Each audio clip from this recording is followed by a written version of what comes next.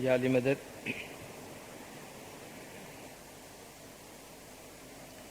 آج کی اس محفل کی اہمیت کے بارے میں ابھی چیئرمین اشرف محمد علی نے بہت تفصیلاً آپ کو بتایا. ہماری جماعت میں خدمات کے جو مختلف ادارے ہیں ان میں سے ایک اہم ترین ادارہ یا ایک اہم ترین خدمت وہ خدمت ہے جو آپ انجام دے رہے ہیں، اور آج شروع سے لے کر آخر تک آپ یہی کمپلیمنٹس لیتے رہیں گے، حاصل کرتے رہیں گے. اس لیے میں بہت زیادہ آپ کو یہ کمپلیمنٹس دے کے آپ کو ڈی سینسٹائز نہیں کرنا چاہتا کہ اور بھی جو معزز شخصیتیں آپ کو مبارکباد دیں تو وہ بے اثر نہ ہو جائے. اس لیے میں بہت زیادہ آپ کی تعریف میں کچھ نہیں کہنا چاہتا، کیونکہ اور بھی لوگ آپ کی تعریف میں بہت کچھ کہیں گے. جو خدمت ہم میت کمیٹی کے حوالے سے انجام دیتے ہیں، اس میں جو ایریاز ہیں، اس میں جو اہم باتیں ہیں اور اس میں جو سینسٹیوٹیز انوالو ہے، جو حساس باتیں انوالو ہے، آج اس کے بارے میں ہم خود باتیں کریں گے. آپ کے کچھ سوالات طریقہ بورڈ کے ذریعہ میرے پاس آئے تھے، وہ میں آپ کے سامنے پیش کروں گا. اشرف بھائی نے جیسا کہ آپ کو بتایا، نومبر 96 میں ایسا ہی ایک پروگرام ناظم آباد میں ہوا تھا جس میں تقریباً 1.5 گھنٹے تک آپ کے ساتھ بات چیت ہوئی تھی، اور اس کی ریکارڈنگ موجود ہے. اس کی ریکارڈنگ موجود ہے اور اس ریکارڈنگ سے بھی آپ فائدہ اٹھا سکتے ہیں. اس میں بہت سارے سوالات کے جوابات دیے گئے ہیں، اور انشاءاللہ آج بھی جو ہم باتیں کریں گے اس کی ریکارڈنگ بھی آپ کو اویلیبل کی جائے گی، تاکہ ہم ایک ہی چیز کو بار بار ریپیٹ نہ کریں. اگر ضرورت پڑے تو ہم اس کو ریفر کر سکیں، اور اگر کوئی نئی بات ہمارے سامنے آئے تو ہم اس پہ تبادلہ خیال کر سکیں.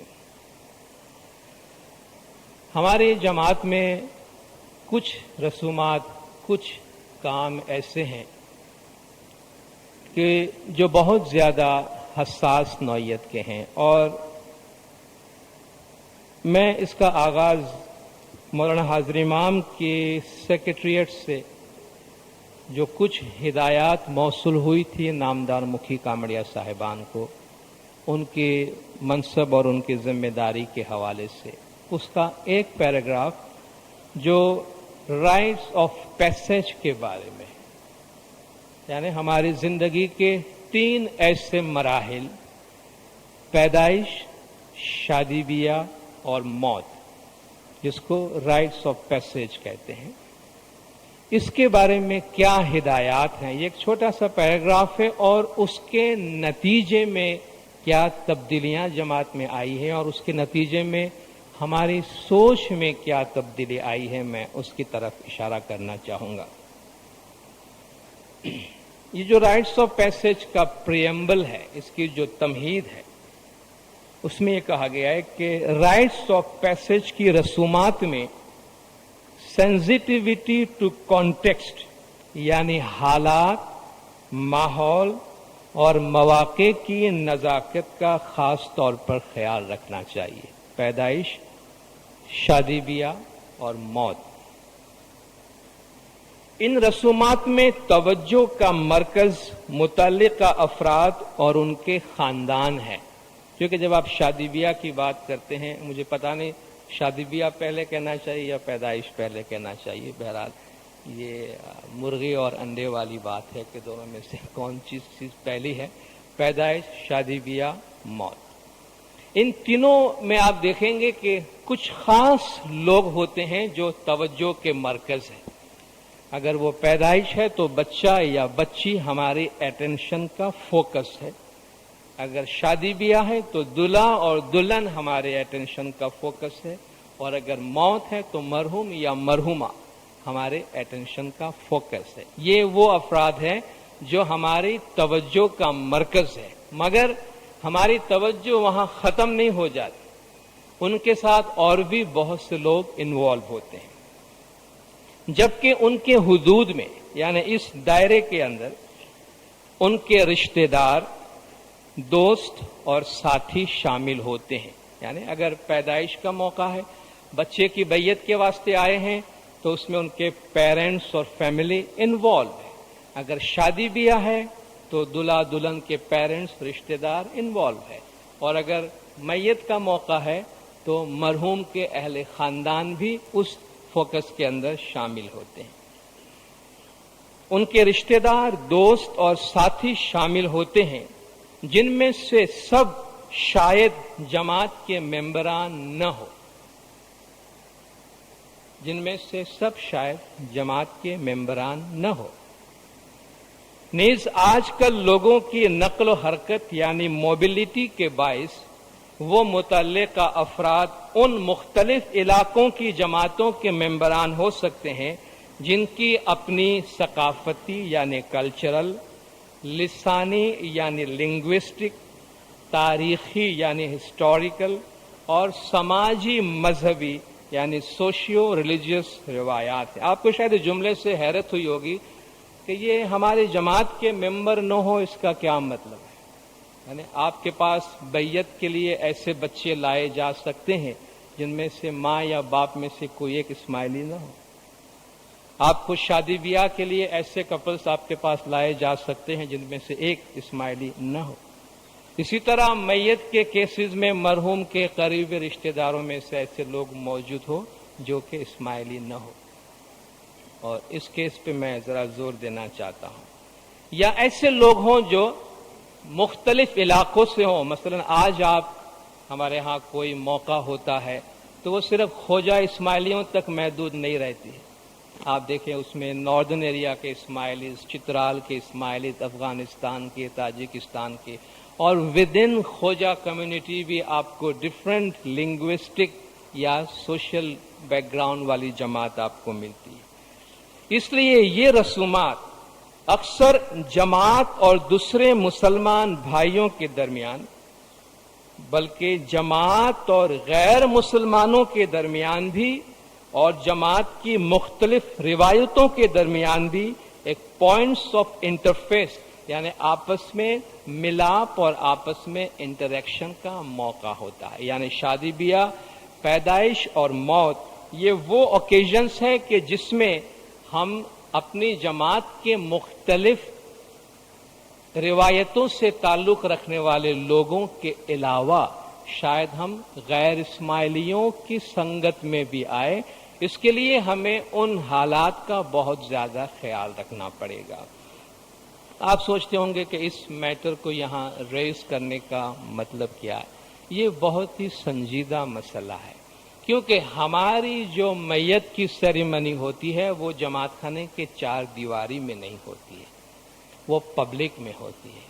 اس میں پبلک آتی ہے، اس میں نان اسماعیلی لوگ ہمارے ساتھ شامل ہوتے ہیں، ہمارے رسومات دیکھتے ہیں، اور کبھی کبھی ایسی سچویشن پیدا ہوگی کہ جس میں آپ کو اور ہمیں بہت زیادہ سینسٹیوٹی کا خیال رکھتے ہوئے اقدام کرنے پڑیں گے، بہت زیادہ سوچنا پڑے گا۔ اور اس میں جو ہدایات دی گئی ہیں رائٹس آف پیسج کے بارے میں، وہ ہمارے لیے گائیڈنگ پرنسپلز ہیں۔ مکھی کامڑے صاحبان کو اچھی طرح اس بات کا علم ہے، اور آج آپ بھی اس نالج میں یقیناً شامل ہوں گے۔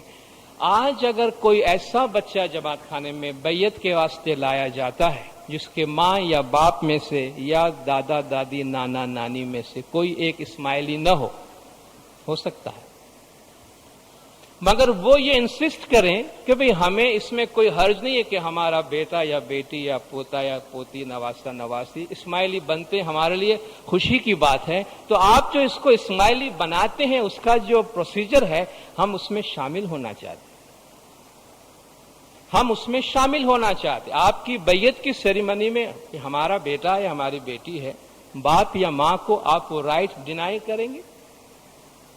ہم ان سے کہیں گے نہیں بھائی آپ ہمارے اس رسم میں شامل نہیں ہو سکتے، فائن، ہم ان کو جماعت خانے میں شامل نہیں کر سکتے ہیں۔ کیا ہم نے ان کے سارے دروازے بند کر دیے؟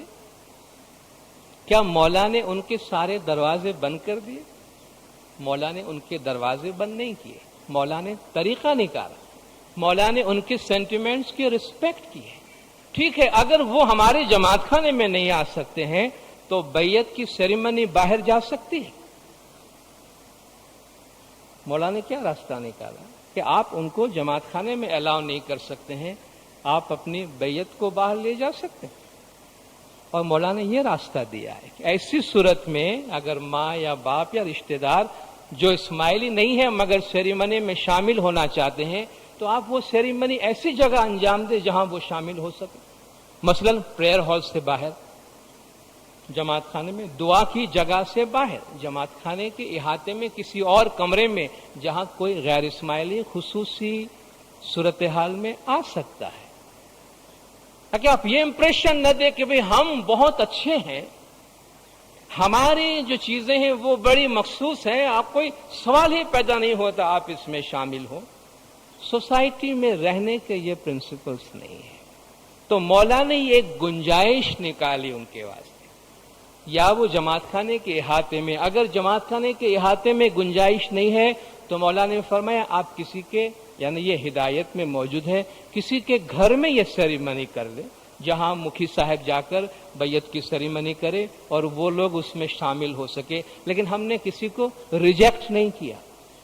اسی طرح شادی بیاہ کے معاملے میں اگر غیر اسماعیلی شریک ہوتے ہیں یا ہونا چاہتے ہیں تو ہم جماعت خانے کے باہر وہ رسومات لے گئے ہیں، ہوٹلز میں کرتے ہیں، گھروں میں کرتے ہیں، جہاں ہم غیر اسماعیلی کو اگر وہ شامل ہونا چاہتے ہیں تو خوشی سے شامل کرتے ہیں، تاکہ ہم اس کی سینسٹیوٹی کو سمجھتے ہیں اور ہم سوسائٹی کے اندر ہمارے مسلم بھائیوں کے درمیان جہاں ہم رہتے ہیں وہاں یہ امپریشن نہ دیں کہ ہم کسی بھی صورت میں کسی کے ساتھ ملنا نہیں چاہتے، یا سامنے والا کسی بھی نوعیت سے یہ میسج لے کہ یہ اسماعیلی ہمیں اپنے آپ سے کمتر سمجھتے ہیں، یا یہ ہماری رسپیکٹ اور ہماری سیلف رسپیکٹ کا خیال نہیں کرتے۔ بالکل یہی صورتحال میت میں ہو سکتی ہے، بالکل یہی صورتحال میت میں ہو سکتی ہے۔ میت میں کچھ رسومات ایسی ہیں جو ہماری مخصوص رسم ہے، مثلا آخری لمحے میں میت کو اٹھانے سے پہلے مکھی کامڑے صاحبان چھانٹا دینے کے لیے آتے ہیں، اس سے پہلے قرآن خوانی کی رسم ہے، اس کے پہلے کلام مولا پڑھنے کی رسم ہے، گنان پڑھنے کی رسم ہے۔ یہاں میں یہ گزارش کروں گا کہ جہاں تک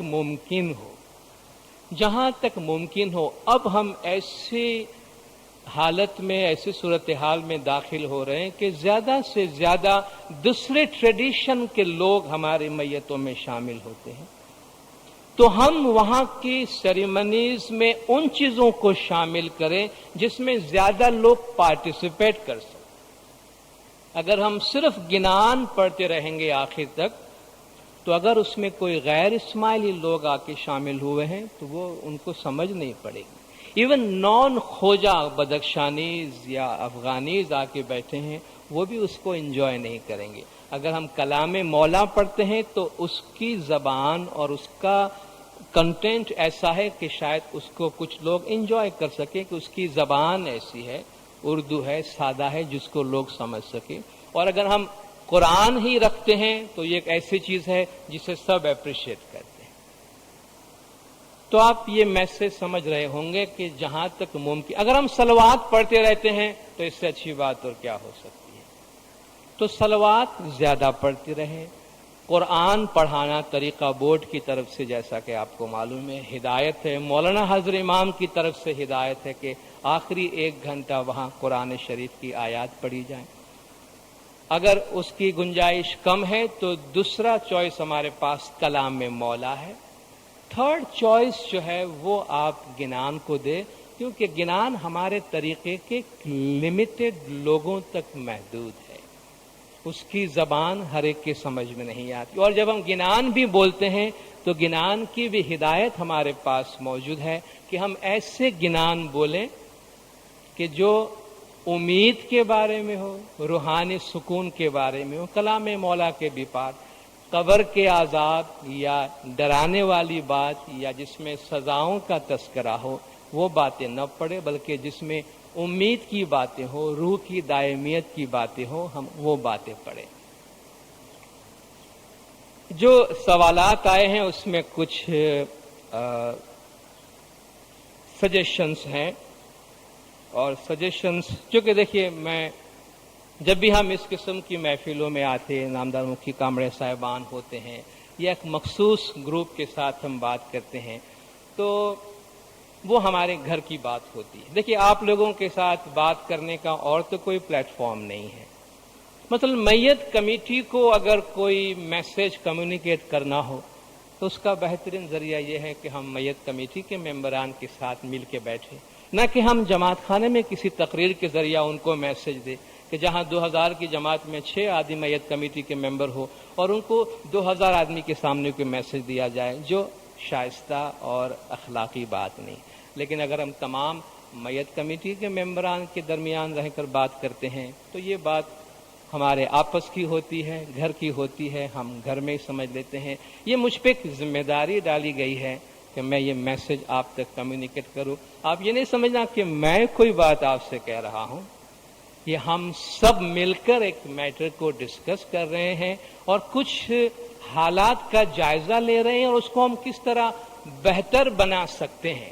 تو کچھ تھنکنگ ہے، کچھ سوچ ہے، بعض لوگوں کے خیالات ہیں۔ مثلا میت کمیٹی والوں کو اطرت کے بحاف پر ریکویسٹ کی جائے کہ وہ جماعت سے نرمی سے بات کریں، کیونکہ اکثر جگہ ان کے حاکمانہ رویے سے جماعت ناراض ہو جاتی ہے۔ مجھے پتہ نہیں یہ بات کس حد تک درست ہے، لیکن مجھ پر یہ ذمہ داری ڈالی گئی کہ میں آپ تک کمیونیکیٹ کروں۔ کہ ایک اور سجیشن یہ آیا تھا کہ بھئی آپ ان والنٹیئرز سے کہیں کہ جماعت کے ساتھ اپنی ذات تک محدود رہتی ہے، تو غیر اسماعیلیوں کے ساتھ ایسے موقع پر ہم پڑھتی ہے۔ ہو سکتا ہے یہ بڑا سبجیکٹیو ہو سکتا ہے یہ بڑا انڈیویجول تجربہ اور انڈیویجول اپروچ ہو کہ جس کو جنرلائز کیا جاتا ہو، لیکن اگر میں سمجھتا ہوں کہ میرے بارے میں کسی کے دل میں کوئی خیال ہے، اگر وہ مجھ تک کمیونیکیٹ ہوتا ہے تو ایک اچھی بات ہے۔ تو آج ہم ایک ایسے دور میں اور ایسے حالات میں داخل ہو رہے ہیں جہاں مختلف ٹریڈیشن سے تعلق رکھنے والے لوگ، ہمارے مذہب کے باہر کے بھی لوگ ہمارے ان محفلوں میں خاص طور پہ میت کے مواقع پہ شامل ہوتے ہیں۔ یقیناً آپ کے بارے میں بہت کچھ کہا گیا اور میں اس میں یہ ایڈ کروں گا کہ جس قسم کی خدمات آپ انجام دیتے ہیں اس میں کسی کا ٹیمپر لوز کر جانا کوئی بڑی بات نہیں ہے۔ جن ڈیفیکلٹ حالات میں، جن مشکل حالات میں آپ کام کرتے ہیں، اور جیسے کہ مولا نے فرمایا کہ ایسا کام کہ جس میں کوئی مزہ نہیں آتا، جس میں کوئی لطف نہیں ہے، وہ کام روٹین کے ساتھ بار بار انجام دینا، اس میں کبھی کبھی ناراضگی ہو جانا، یا بعض اوقات ہم کسی چیز کو اچھے لہجے میں بول رہے ہوتے ہیں لیکن سننے والا ممکن ہے اس کو حاکمانہ سمجھتا ہو، تو ہم کچھ نہیں کر سکتے ہیں۔ لیکن پھر بھی ہم کوشش کر سکتے ہیں کہ کیا ہمارے لہجے میں، ہمارے ڈائریکشن میں، ہماری گائیڈنس میں ہم اور نرمی لا سکتے ہیں، یا ہم جماعت کے احساسات کا اور خیال کر سکتے ہیں، تو یہ ہمارے لیے بہتر اور درست ہوگا۔ تو جہاں بہت ٹریڈیشن سے لوگ شامل ہوتے ہیں تو وہاں کس طرح ہم ریئیکٹ کرتے ہیں، یہ مکھی کامڑے صاحبان کی گائیڈنس کے واسطے یہ باتیں ہیں، مگر ہم بھی ان میں شامل ہو جاتے ہیں۔ میں کیس ہسٹری فار ایگزامپل آپ کے سامنے رکھ، ایک ہائپوتھیٹیکل سچویشن آپ کے سامنے۔ ایک میت کو چھانٹا دینے کا موقع آیا، چلیے اس کا والد یا مذہب چھوڑ چکا ہے یا اسماعیلی نہیں ہے، کچھ بھی ہے، وہ جس کو آپ چھانٹا دے رہے ہیں وہ اسماعیلی ہے، ان کا امیڈیٹ فیملی ممبر ماں یا باپ کوئی بھی، یا باپ کو چھانٹا دے رہے بیٹا مذہب سے نکل گیا ہے، سنی یا شیعہ ہو گیا، مگر وہ یہ کہتا ہے کہ فائن، میرے والد کا یا میری بیوی کا یا میرے شوہر کا یا میرے بہت کلوز فیملی ممبر کی آخری رسم آپ ادا کر رہے ہیں، میں اس میں شامل ہونا چاہتا ہوں، میں اس میں شامل ہونا چاہتا ہوں۔ ایک طریقہ یہ ہم کہ پولائٹلی کہ دیکھیے، اگر آپ یہ رسم پرائیویٹلی اسماعیلی جماعت کے درمیان کرنے دیں تو اچھی بات ہے، بہت سے لوگ اس کو سمجھ جائیں گے، فائن، آپ کی پرائیویٹ رسم ہے، ہم رسپیکٹ کرتے ہیں۔ بعض لوگ خود ہی وہاں چلے جائیں گے، لیکن بعض لوگ انسسٹ کریں گے، بعض لوگ انسسٹ کریں کہ ہم یہاں بیٹھنا چاہتے ہیں۔ ایسی سچویشن میں ہمارا کیا ری ایکشن ہونا چاہیے؟ ایسی سچویشن میں کیا ہم میت کو ملتوی کر دیں کہ نہیں بھائی یہ تو جنازہ نہیں اٹھ سکتا ہے، یا آپ یہاں سے اٹھ جائیں یا ہم سب گھر چلے جاتے ہیں اور دفن کریا کا کام ہم پوسٹ پون کر دیتے ہیں، یا ہم کوئی زیادہ انڈرسٹینڈنگ سے کام لے کر سچویشن کو سیو کر سکتے ہیں۔ سینسٹیوٹی ٹو کانٹیکسٹ کا مطلب یہ ہے حالات کی نزاکت کو سمجھے، اور اس کی بہت بھاری ذمہ داری جو ہے، چونکہ بعض اوقات میت کمیٹی کے ممبران کے ہاتھ سے وہ باتیں نکل آتی ہے، مکھی کامڑے صاحبان کے ہاتھ میں جاتی ہے، اور یہ وہ مرحلہ ہے جہاں ہم اپنا ڈسکریشن یوز کرتے ہیں، یہ وہ مرحلہ ہے جہاں ہم جذبات سے نہیں، ایک کٹر اسماعیلی بن کے نہیں سوچتے ہیں، ہم ایک انٹلیکچوئل کمیونٹی کے ممبر بن کے اپنی عقل کا استعمال کر کے اور اسلامی بھائی چارے کے اصول کے طور پر کام کرتے ہیں اور سچویشن کو بگڑنے سے بچاتے ہیں، سیو کرتے ہیں۔ کیا ہمارے اسماعیلی مذہب کی ساری باتیں آج پرائیویٹ ہیں؟ جن چیزوں کو ہم پرائیویٹ سمجھتے ہیں یا کہتے ہیں واقعی وہ پرائیویٹ ہے؟ ہماری جماعت کی کون سی چیز پرائیویٹ ہے؟ اور جب اس قسم کی ہدایات ہمیں دی جاتی ہے تو ہم اپنے آپ سے یہ سوال کریں کہ کیا ایسی صورت میں ہمیں کیا اقدام کرنا چاہیے؟ اور یہ فیصلہ مکھی کامڑے صاحبان کے ہاتھ میں ہوتا ہے جو اس وقت ڈیسیشن لیتے ہیں۔ لیکن میں صرف یہ عرض کرنا چاہتا ہوں کہ ان ہدایات کے اندر یہ موجود ہے کہ ہم کوئی وایا میڈیا نکالیں، ہم حالات کو، ہم یہ نہ کہیں آپ اس رسم میں شامل نہیں ہو سکتے ہیں، بس ختم۔ ایک ہائپوتھیٹیکل سوال، اگر کبھی کسی غیر اسماعیلی کی موجودگی میں کسی اسماعیلی میت کو چھانٹا ڈال دیا گیا تو کیا زمین پھٹ جائے گی؟ آسمان ٹوٹ پڑے گا؟ قیامت آ جائے گی؟ کیا ہو جائے گا؟ اور ہم نے کیوں ایسا سوچا؟ کیوں ہم نے ایسا سوچا؟ ہم کوئی ڈیسیشن نہیں دے رہے ہیں، لیکن سوچنے پہ کوئی پابندی نہیں ہونی چاہیے، تھنکنگ پہ، سوچ پہ کوئی پابندی نہیں ہونی چاہیے۔ تو یہ جو ہدایات دی گئی ہیں اس میں دانش مندی کے حوالے سے، وزڈم کے حوالے سے ہمارے لیے بہت سی نشانیاں موجود ہے، اور آئندہ ڈیسیشنز لینے کے لیے ہمارے پاس بہت بنیادی گائیڈ لائنز موجود ہے، اور اسی بیسس پر ہم آئندہ اس کے بارے میں فیصلہ کریں۔ تو غیر اسماعیلی مسلمان بھائیوں کی موجودگی کی سینسٹیوٹی کا خاص طور پر ہم خیال رکھیں، اور کوئی بھی ایسی بات ہمارے سامنے آئے تو نامدار مکھی کامڑے صاحبان وہاں موجود ہوتے ہیں، جماعت کے لیڈرز موجود ہوتے ہیں، آپ ان کے سپرد یہ کام کریں اور ان کو ان کے پاس موجود ہدایات کی روشنی میں اپنی ثواب دید کا استعمال کرتے ہوئے اس کے بارے میں ڈیسیشن لینے دیں۔ ایک اور ایریا ہے جس کے بارے میں عرض کرنا چاہتا ہوں، وہ یہ کہ اکثر ہماری جماعت میں یہ بات کہی جاتی ہے کہ ہماری جماعت میں غم منانے کی منائی، اور یہ بڑا اچھا فلسفہ ہے کہ ہم اسماعیلی غم میں نہیں مانتے ہیں، ہم رونے دھونے میں نہیں مانتے ہیں، اور اس رونے دھونے میں نہیں ماننے کے جو ہمارے عقیدے ہیں اس میں بعض اوقات ہم ایکسٹریم میں جاتے ہیں، اور کوئی بھی چیز ایکسٹریم میں، انتہا پسندی میں اچھی بات نہیں ہے۔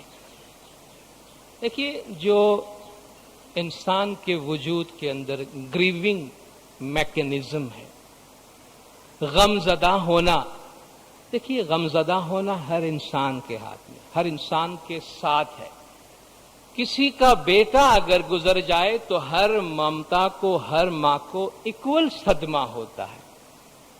गैर इस्माइली मां को ज्यादा सदमा और इस्माइली मां को कम सदमा होता है, ऐसा नहीं है।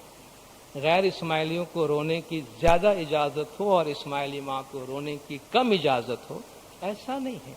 वो सब इंसान है और ये नेचर का प्रोसेस है। खुदा ने अगर गमजदा होने का प्रोसेस बनाया है, गमगीन होने का, रोने का, आंसू बहाने का, तो ये नेचर की एक ब्लेसिंग है हमारे। आप ये नहीं समझना कि मैं रोने धोने को इनकरेज करता हूं। मैं नेचुरली रोने वालों पे जो हम कभी डंडा लेके खड़े हो जाते हैं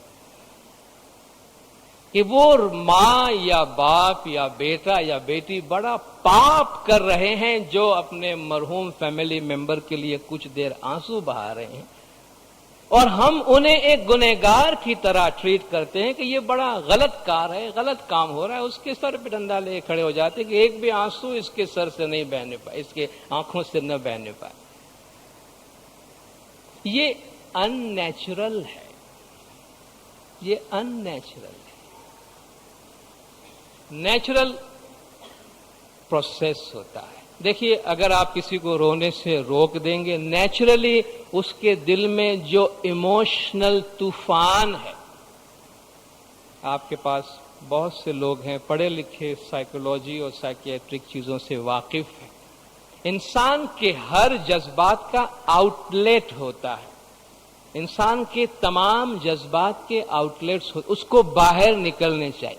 आंसू अगर इतनी बुरी चीज है, खुदा उसको बनाता ही नहीं है, खुदा उसको बनाता ही नहीं। बीच में एक आर्टिकल आया था टीयर्स पे, रीडर्स डाइजेस्ट में, सिर्फ आंसू पे, कि आंखों से आंसू बहने के कितने फवाइद आंखों के वास्ते हैं और कितने फवाइद दिल के वास्ते। ये कुदरत का मैकेनिज्म है। तो अगर एक शख्स गमजदा होता है, उसकी आंखों से आंसू बहते हैं, वो उसका एक नेचुरल प्रोसेस है। अगर हम उसको सप्रेस करते हैं या हम जाती तौर पर खुद गिल्टी फील करके खुद अपने रोने पे बहुत ज्यादा काबू करते हैं, या किसी को मुनासिब तौर पर अपने गम के इजहार से रोकते हैं, तो शायद वक्ती तौर पर उसका जज्बा वहां रुक जाए, उसका आउटलेट कहीं और से होगा।